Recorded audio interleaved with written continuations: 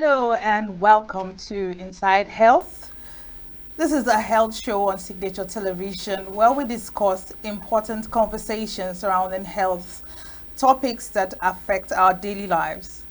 Well, I'm your host, Dr. Chigi Chiagaram, and today we'll be discussing an interesting topic captioned Roadside Food Choices and, of course, the healthcare implications of those food choices on the common person, the common man. Well, we have an expert in the house, but we're going to take a short break. And when we get back, I'm going to introduce my guest to you. So do stay with us. Every second, every minute, every day, news is breaking, events occur, and there are new developments. At Signature TV, we follow these stories objectively, bringing all sides without bias, explaining the complex issues, breaking down the numbers, and investigating the issues behind the news. Anywhere and everywhere, near or far, wherever the news is, we will be there. Signature TV. News in your pocket.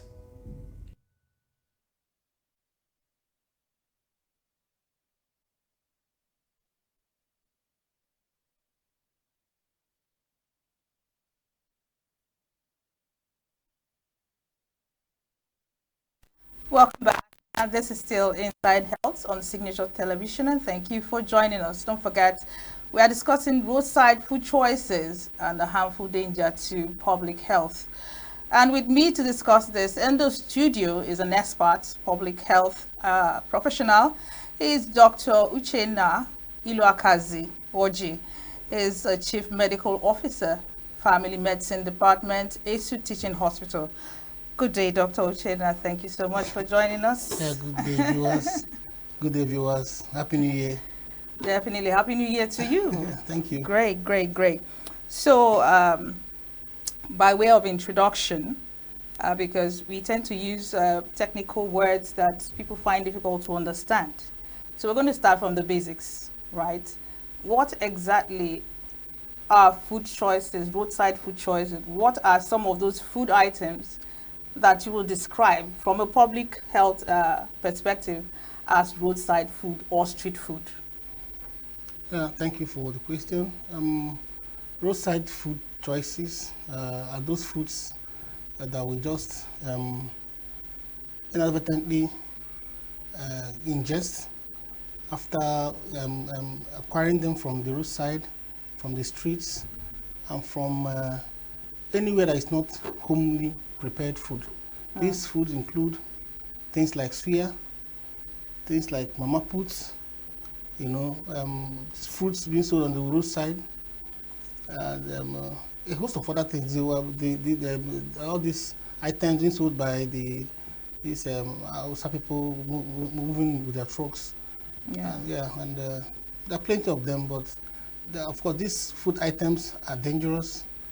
They're very harmful to the body because of the hygiene. We're going to get to the consequences of taking those sort of food items. However, we have a special report, and we want to take our special report so that we'll find out a more in-depth analysis, or rather more in-depth meaning to what street food means to us Nigerians. So please take a listen to the special report on roadside food items. Across the globe, roadside food stalls have become a beloved part of our daily life. From street corners in major cities to rural villages, they offer a quick and affordable solution to hunger. For many, these vibrant food stalls are a way to experience local culture, taste rich flavors, and share in the joy of eating with friends and family. But as much as they satisfy our appetites, these street food choices may be doing more harm than we realize. Street food offers an undeniable convenience. It's quick, cheap, and often bursting with flavor. Whether it's a hot bowl of noodles, crispy fried snacks, or a sweet dessert, these foods are designed to tempt the taste buds. But behind that rush of flavor and satisfaction lies a much bigger question. Are these meals truly nourishing in our bodies, or are they slowly undermining our health? One of the greatest concerns with roadside food is its nutritional quality. Many of the offerings are high in calories, unhealthy fats, and excessive amounts of sugar and salt. Fried foods, for instance, are often prepared using cheap oils, which can become unhealthy after being reused multiple times. The result: foods that are calorie dense but nutrient poor, leading to long term health risks such as weight gain, high blood pressure, and increased cholesterol levels. Portion sizes at many food stalls can also be misleading. While they may look like a good deal, they are often larger than what the body needs in a single sitting. This leads to overeating, and over time, this can contribute to obesity and many other diseases linked to it, like diabetes and heart diseases. While the food may be flavorful, its preparation can sometimes raise serious health concerns. Many roadside vendors operate in conditions that lack the basic hygiene practices required for safe food handling. Without proper sanitation, food can become contaminated with harmful bacteria, viruses, and parasites. Improper food storage, unsanitary cooking surfaces, and exposure to dust, dirt, and pollution can all contribute to foodborne illnesses. This can range from mild stomach infections to severe life-threatening conditions. Yet, in many cases, these dangers are hidden beneath the surface, unnoticed by those who consume the food. In an effort to make food more visually appealing and extend its shelf life, some roadside food vendors may resort to using artificial colorings, preservatives, and flavor enhancers. While these ingredients may make the food look more vibrant or taste more intense, their long-term effects on health are cause for concern. Consuming excessive amounts of artificial additives can lead to a range of issues, from headaches and digestive problems to allergic reactions. Over time, these substances may also contribute to the development of chronic conditions like asthma, high blood pressure, and even certain types of cancer. While the immediate effects of roadside food may not be apparent, the damage caused by years of poor dietary choices can be substantial. The combination of high-fat foods, excessive sugar, and inadequate nutrition can lead to serious health problems down the road. Chronic conditions like obesity, heart disease, and type 2 diabetes are now more prevalent than ever, and their roots can often be traced back to the foods we eat. Many of these illnesses take years or even decades to develop, but by then, the damage is often irreversible. Fortunately, there is hope. Across the world, a growing number of vendors are recognizing the need for healthier alternatives. By offering foods made with fresh ingredients, avoiding excessive oils, and providing balanced meals, they are helping consumers make better choices while still enjoying the convenience and taste of street food. Health-conscious vendors are proving that street food doesn't have to be unhealthy. With a little creativity, street food can be both delicious and nutritious, helping to break the cycle of poor eating habits and improve overall health. As consumers, we hold the power to make better choices.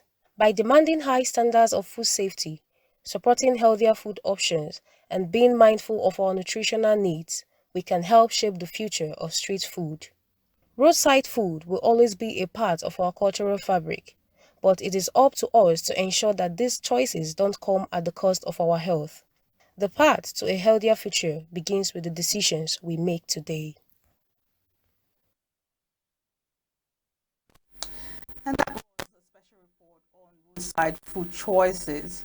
I mean, Dr. Oji, there's a common thing that you will agree with me kept, coming up from the special report. You could see the environment where the food was being prepared, where people sitting, the cutleries, the plates. What are your thoughts in terms of the environment? Because when you were describing what roadside food was, you explained that it's being sold out there. The fact that it's sold within the environment, and we could see it from the report. Is there any other thing you want to add to the definition of roadside food? That is outside of what we saw from the special report. Well, from what I understand, apart from the hygienic aspect of roadside foods, we also think of the components the ingredients. Good. And Because I saw someone pouring something from a bottle. yeah, that might be just a plastic bottle. This kind of these oils that get congealed. Those oils are not hygienic for the environment, for the person, because most of those oils contain a lot of cholesterol. You say, and you don't, when you eat outside the home, you don't control the ingredients. You don't control the sugar content. You don't control the salt content. You don't control even the spicing.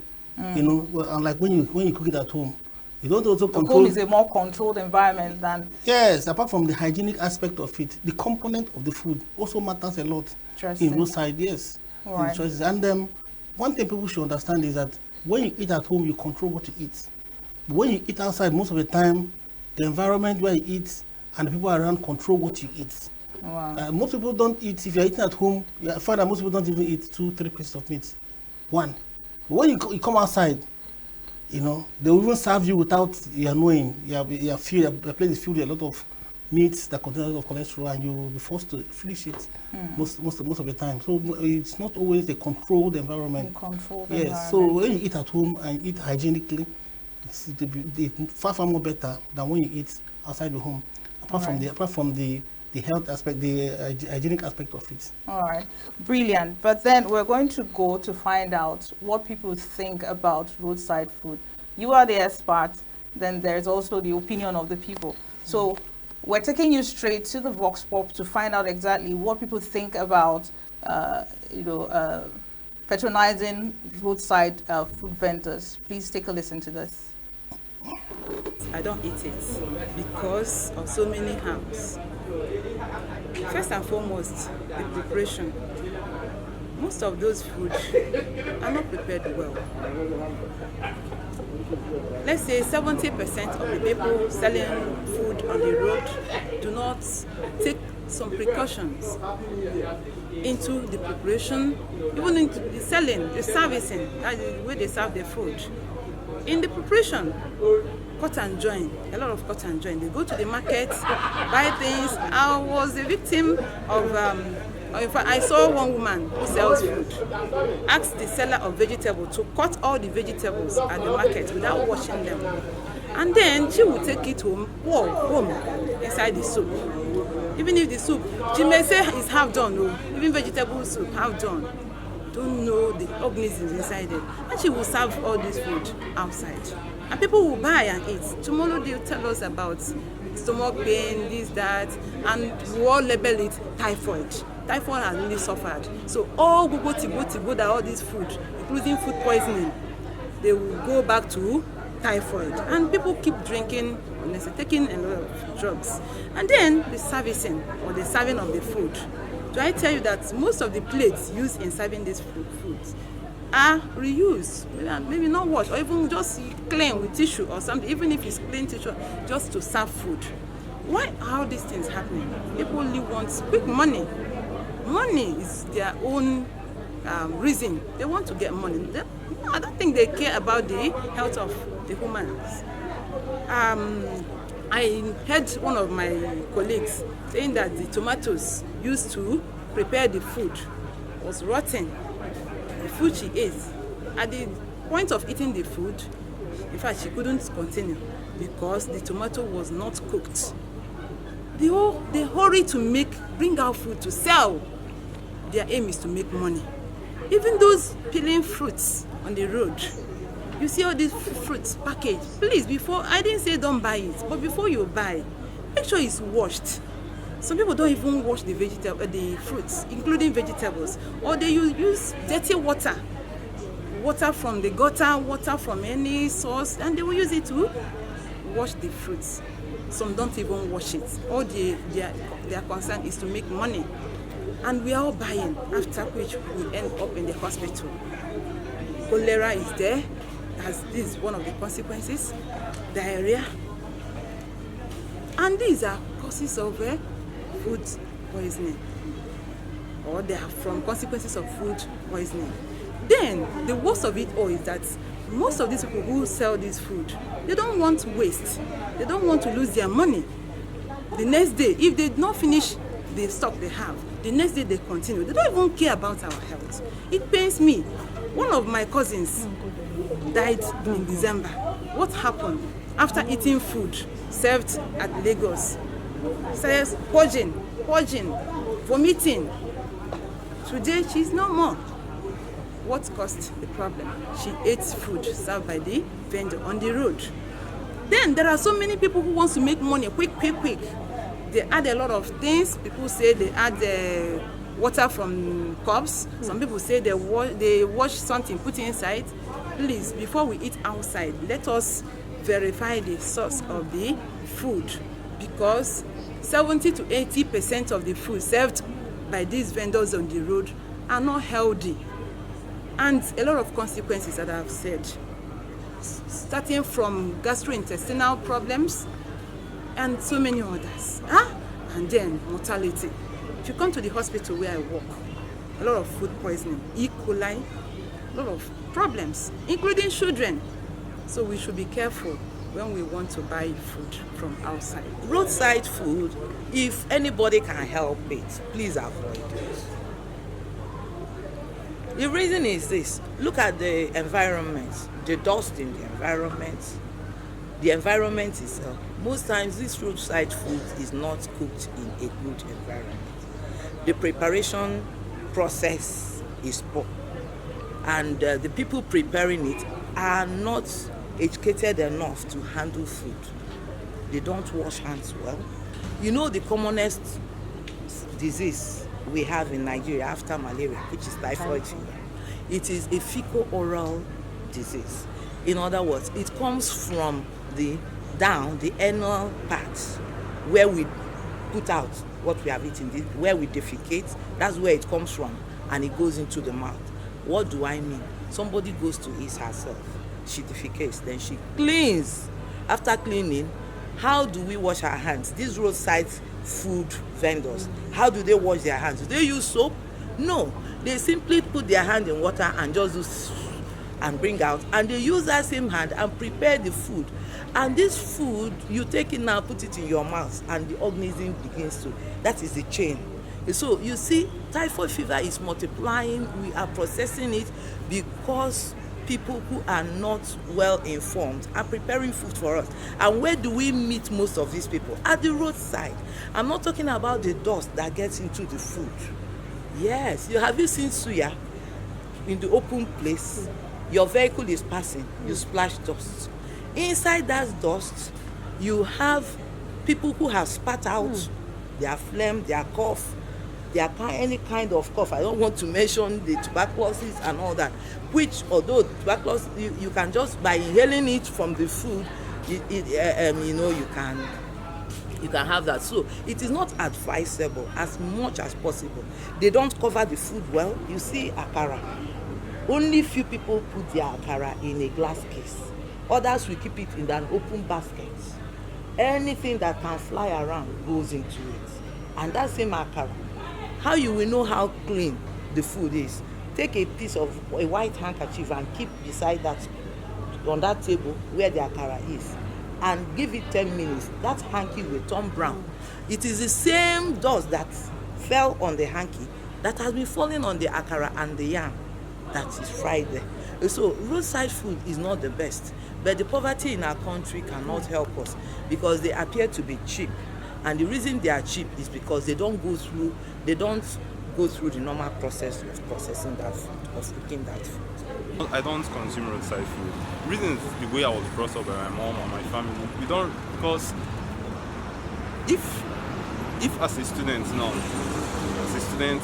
you know how to cook, and maybe you go to the market and buy foodstuffs and ingredients and cook, you find out that you eat more healthy than roadside food, because most of the ingredients used in cooking roadside food are not actually that healthy. Because all these, if you go to market now, there's a video I watched once about a tomato that used to have frozen on it. The man in the video said that tomato was made by snakes.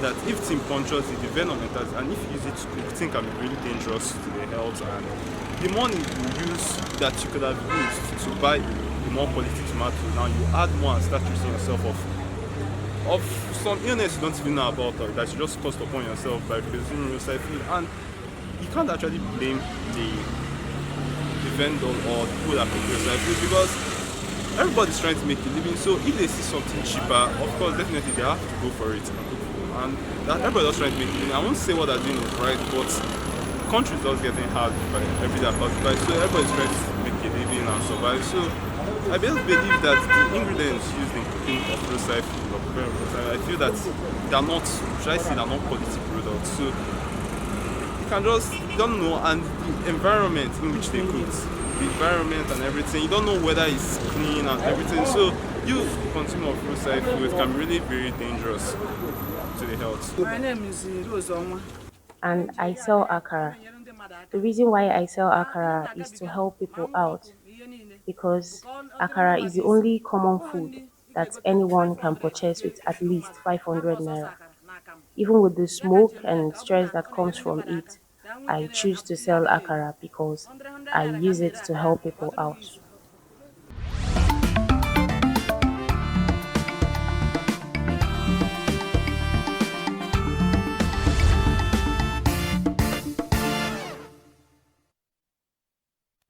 Well, it's very clear that there are mixed opinions about roadside food. Many complain that it's a food of convenience, others say it's based on maybe economic issues and they don't have any other choice other than to patronize roadside food vendors. But then, Dr. Oji, there is the public health aspect, and you mentioned about the content of the ingredients they use to cook. But then there's also the infectious, disease aspect of, eating roadside food. Can you tell us a little bit about that? Yeah, I said apart from the infectious aspect of it, there is this altering of the metabolism of the body when you eat those foods that are not properly prepared. If we will understand that we have high incidence of these chronic diseases now, we have high incidence of diabetes, high incidence of hypertension, high incidence of cancer of all sorts. So you're saying there are food choices that can cause cancer? Yes, there are food choices. These food are prepared with a lot of chemicals that you don't know. People that eat Indomie anyhow, on the roadside, you don't know how it's being prepared, you don't know the contents of the preservatives that are being used. And that is why I still believe that people need to watch what they eat outside their home. Watch if you go to the roadside shops that sell things like meat pie, buns, fast food joints. How those foods are being prepared affect our body.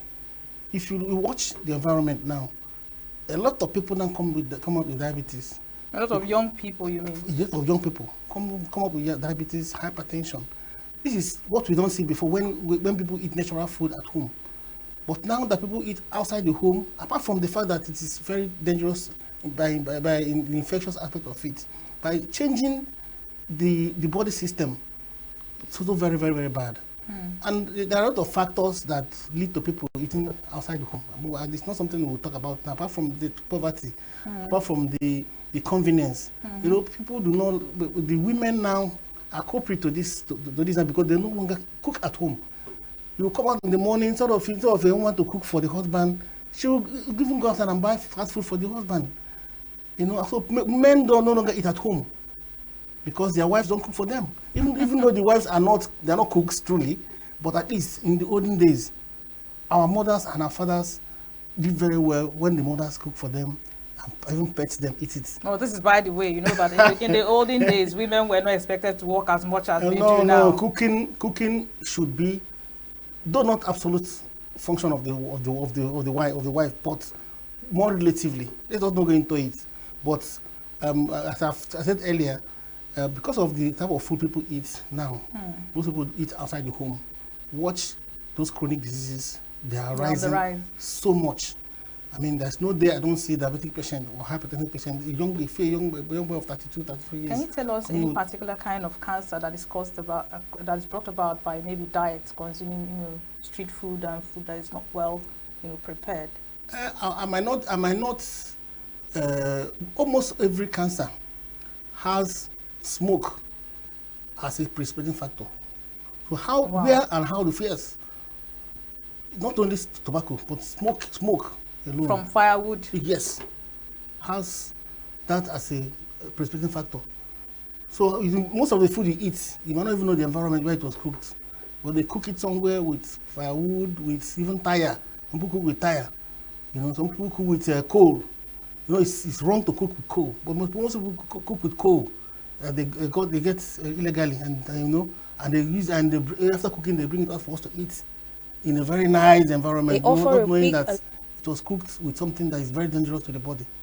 You know, so people should watch what they eat. All these people that sell food outside, but they prepare it in their domos at home. Very dirty environment, very cruel environment, and you know, and you see them carrying it in their barrow to sell to people. You might not know how bad the environment where it was prepared is. Okay, So, so I want to make a clear distinction between infectious implications of roadside food consumption and non-infectious. Yeah, you've mentioned some kind of cancers, you mentioned diabetes, obesity, hypertension. Let's discuss food poisoning. Okay. It's some sort of a buzzword. When somebody says, I think, oh, he or she had food poisoning, it's actually different from what the medical expert calls food poisoning. So tell us exactly what is food poisoning as it relates to roadside food consumption.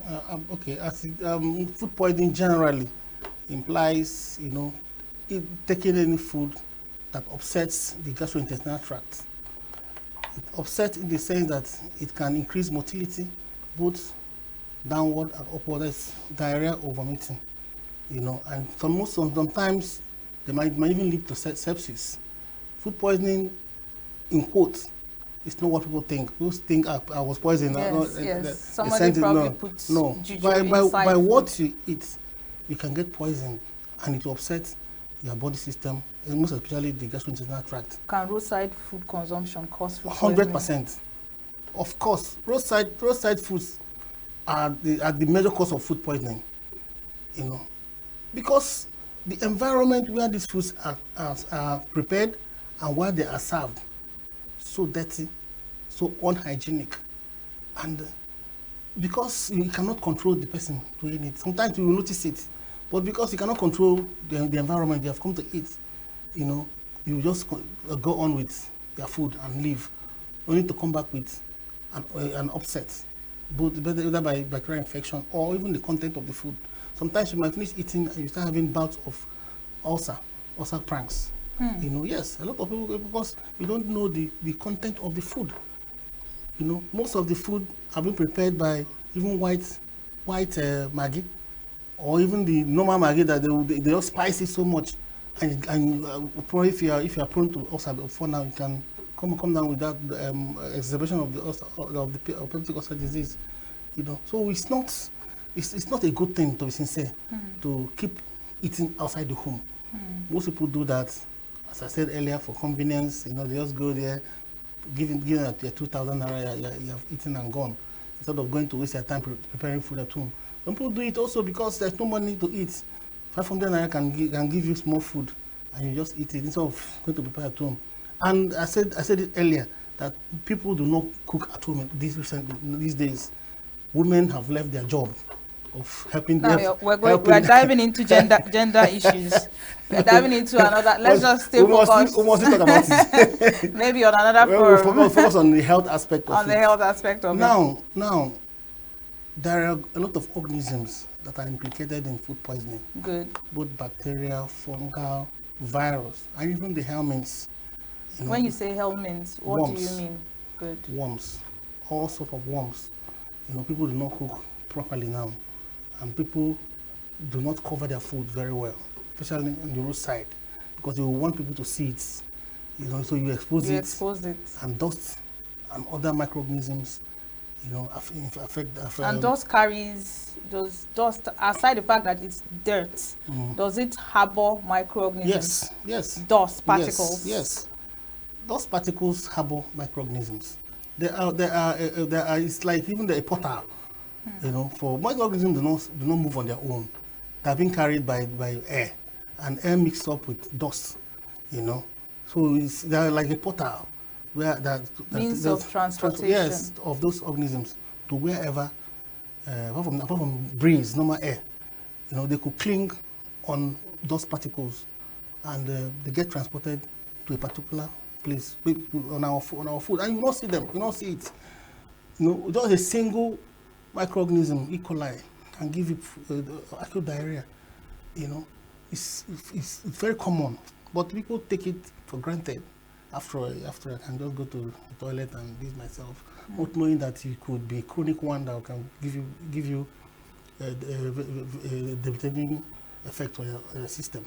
All right. So before we get to an overview of some of the infectious, outcomes or consequences of roadside food, like you just mentioned, acute diarrhea, and I'm sure there are others. Yeah. Let's still talk about food poisoning. How can someone know that it's as if, oh, I am experiencing food poisoning? What are some of the telltales or symptoms, early symptoms that someone will say, oh, it seems as though this is food poisoning? Food poisoning has, as you rightly say, telltale signs, but they are early and late symptoms, probably, and signs of food poisoning. One of the early signs or symptoms of food poisoning is nausea. Explain nausea. Nausea is urge to vomit, then vomiting on its own, then abdominal upset, abdominal pain, mostly at the upper part, the epigastric part, Then you could also have cramps or cramps in the abdomen. That's when the tightness of the abdomen, then it will lead to diarrhea. That's frequent passage of stool that is loose. The key word there is that it is watery or it is loose, and it is also frequent. It's not when you pass it once that it's food poisoning. You keep passing loose stools, And when you pass loose stools, of course, and you're vomiting, you'll be tired. There will be weakness of the body, easy tiredness. And sometimes, because you're talking about organisms that have gone into the body, sometimes it might enter into your bloodstream and leading to sepsis or obvious infection, So the person then comes with what? Fever, lethargy is feeling of unwell. General unwellness. Unwellness and some other symptoms that are synonymous with chronic infection. So at that point, what should the person do? The management of food poisoning is simple and straightforward. Okay. One is replacing what you have lost. If you are losing fluid, replace the fluid. If you are using calorie, replace with calorie. I'm talking in a layman's way now. I'm sure someone is wondering what's calorie. Yes, so they understand replace water. If you are passing stool frequently and it's loose and you're vomiting, the normal thing you can do is to get oral drip when you can tolerate orally. But when you can't tolerate orally, that's when you go to the hospital and they'll put drip of different type. They have different types and volume, that will give depending on what you want to target. Yes. You get me? So those drips are of different types. We use the one that is very convenient for that patient at that point in time. But if the patient can tolerate orally, the best is to take oral drip that we can get around you, or you can even prepare by yourself. And if you can eat, because you're losing food they have eaten, of course you eat healthy food now. That's if you don't stand the risk of vomiting it. Yes, that's why I said if you can tolerate orally. If you're not vomiting again, you can eat food. But if you don't eat, you'll be getting tired. It sounds as though food poisoning is self-limiting. You don't have to take drugs. Most food poisoning is self-limiting, especially when it's caused by the virus. But if it is caused by bacteria and you're already at the hospital, of course there is the need to take antibiotic, because there's some food poisoning that if you start taking antibiotic early, you even worsen it.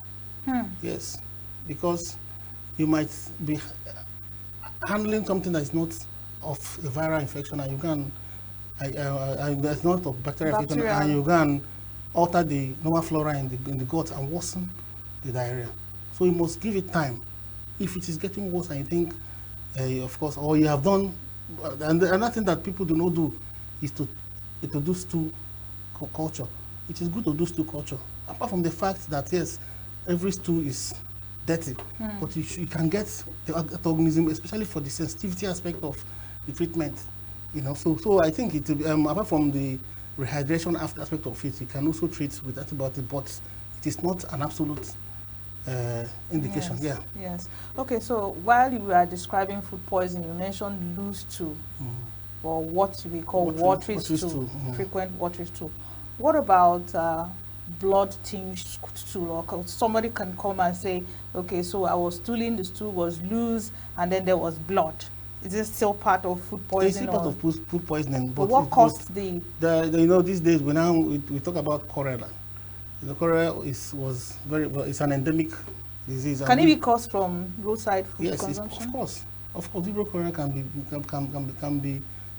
be gotten from eating food that is infected outside. It's possible. Of course, how else do you get cholera if not from infected food and water? That is it. Yes, it's possible, very, very possible, and that is why people should be very careful what they eat. You know, we had outbreak of cholera some time ago at Owo, and of course the public health department of the Ministry of Health dealt with it well, and both by awareness and the treatment of the patients, because it's a very virulent organism that can lead to death. So if you see any patient that comes with loose stool and is bloody, it is a reportable case. You have to report to the ministry or to the appropriate authority, because some other person might be having that kind of problem, and this person only is present. And so if you go back to the environment, you find that a lot of people are also having such problems. Yeah, so it's a case that you should report to the appropriate authority. It could be cholera, it could be any other thing. But what we are interested in this environment now, places where we have very bad hygiene, is cholera. All right, so let's follow this thing. We have been following it systematically. We've talked about the non-infectious disease conditions, the diabetes, hypertension, and cancer and stuff. We've also mentioned the infectious aspects. You've mentioned acute diarrhea, cholera. What other infectious diseases can be gotten by eating roadside food? Yeah, I told you, apart from the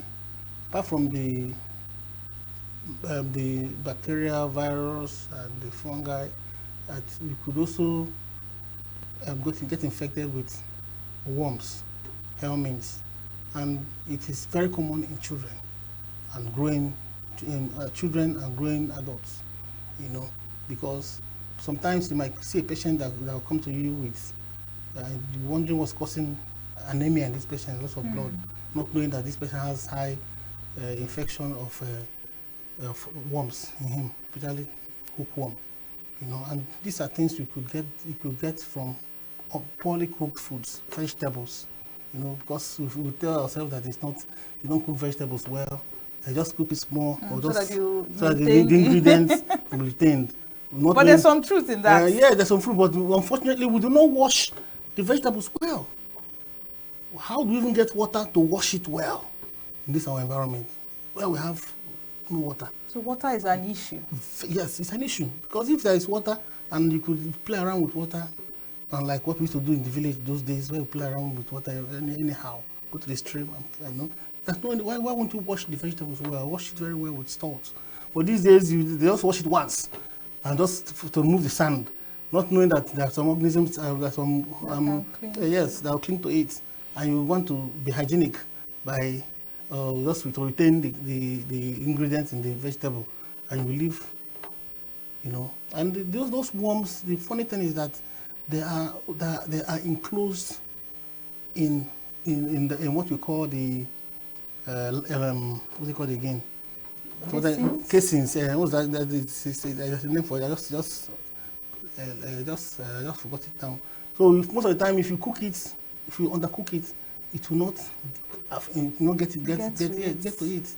And at the end of the day, you come out with large load of worms in you. So it's very common to get infected with worms, helminths, by eating in the roadside, especially in very unhealthy environment.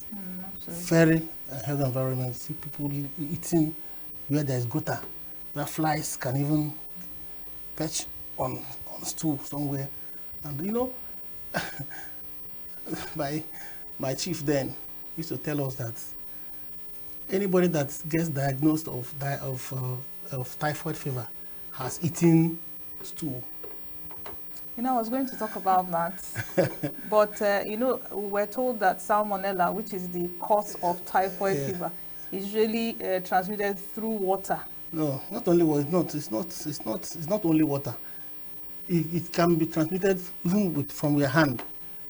When you touch stool, or you clean yourself, you don't clean well. If you're infected with salmonella, you can transmit another person.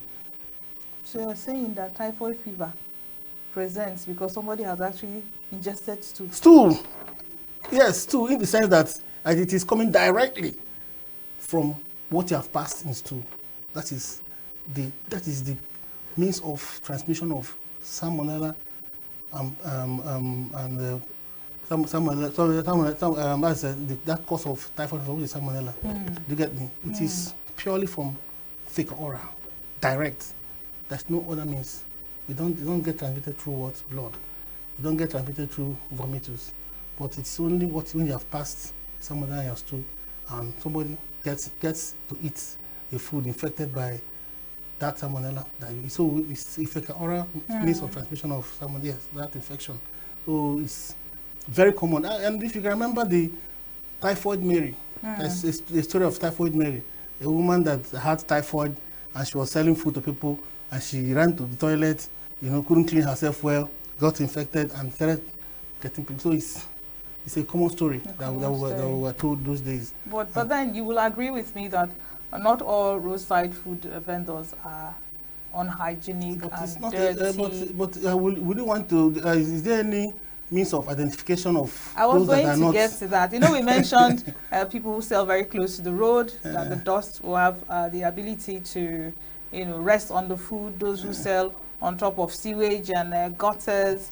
But is there maybe some signs that you could see and say, oh, maybe this vendor is at least a bit hygienic and understands? This is why I told you where the food is produced or is cooked is different from where the food is sold. Do you get me? Most people cook in a very bad environment and they come and present it in a very good environment as if they cooked it there. Most people cook at those ghettos at Obiago. Yeah. If you come there, you won't be able to. Sorry, I mentioned the place. All right. No. The fact is that truly there are people that are hygienic. But how will you now differentiate as a human being? For you to be careful, avoid all of them. That is the truth. That is your parting shot. Yes. Avoid all, because there's no food. way you can differentiate between these ways, except if you are going to be critical. If you want to come and eat, you have to be going around and be checking the environment and be looking at the person's nail and so on and so forth before you eat. Then that means hunger will kill you. So it's good to cook at home. That's right. Yes. All right. So thank you so much, Dr. Uchenna Iloakazi. Yeah, Oji. I hope I got that pronunciation correctly. Iloakazi. I love that name so much. Some other time we'll have time to, dissect your name and understand the true meaning. No, I'm the only person that gets that name in the entire world. Thank you so much for your expert insight into the subject matter. Thank you so much for joining us today.